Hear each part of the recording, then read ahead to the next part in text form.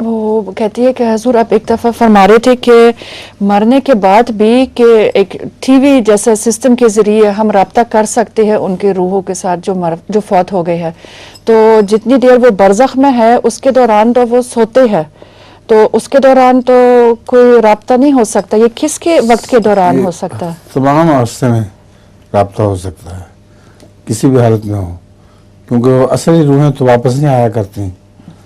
وہ ایک قسم کا ٹیلی ویژن کا ایک نظارہ ہے کشفی، اور وہ کسی وقت بھی خدا تعالیٰ دکھا سکتا ہے. اس روح کی شکل کی عورت ہے اگر تو اس کو بھجوا سکتا ہے، اور وہ خود نہیں آئے گی، اس کا کشفی نظارہ یہاں بیٹھے لوگ کریں گے. میں نے بتایا تھا پہلے مثلا اپنی امی کی والدہ کا واقعہ. حضرت میر محمد اسماعیل صاحب کی بیگم تھی جو جن سے آگے بچے پیدا ہوئے ہیں. وہ ایک دفعہ نہا کر نکلیں تو انہوں نے دیکھا میری والدہ کو کہ وہ آئی ہوئی ہیں اور الفضل کھول کے پڑھ رہی ہیں. تو انہوں نے اس وقت تو ان کو بالکل خوف نہیں آیا. تو انہوں نے دیکھا کہ جا کے دیکھوں تو صحیح یہ کون سا الفضل پہ کون سا صفحے پڑھ رہی ہیں. وہ چلی گئیں باہر. اس کے بعد تو انہوں نے جا کے صفحہ دیکھا، اس میں سیدہ میرپا کی شادی کا ذکر تھا. تو وہ ایک قسم کی جیلسی ہوتی ہے نا کہ سوکن آ رہی ہے، تو اس پر وہ بڑے غور سے اس کو پڑھ رہی تھی. وہیں سے صفحہ الٹا ہوا تھا.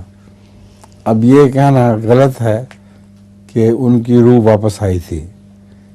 یہ تو اللہ تعالیٰ نے قرآن کریم میں ایک قانون بتایا ہے کہ جو بھی ایک دفعہ فوت ہو جائے اس کی روح پھر دوبارہ کبھی واپس نہیں آتی. اس لیے یہ سب کشفی نظارہ تھا.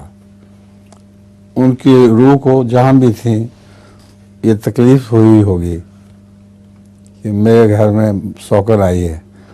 وہ پھر اس غم کے اظہار کے طور پر یہ انہوں نے کشفی نظارہ دیکھا. یہ مجھے سمجھ نہیں آئی اس واقعہ میں کہ اس روح نے پھر صفحے کیسے الٹائے تھے.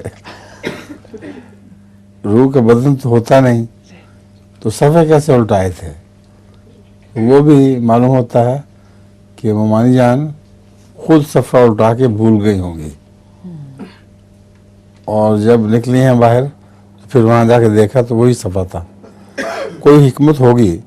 بہرحال روح کو تو یہ طاقت نہیں ہوتی کہ وہ مادی چیزوں کو ہٹا دے.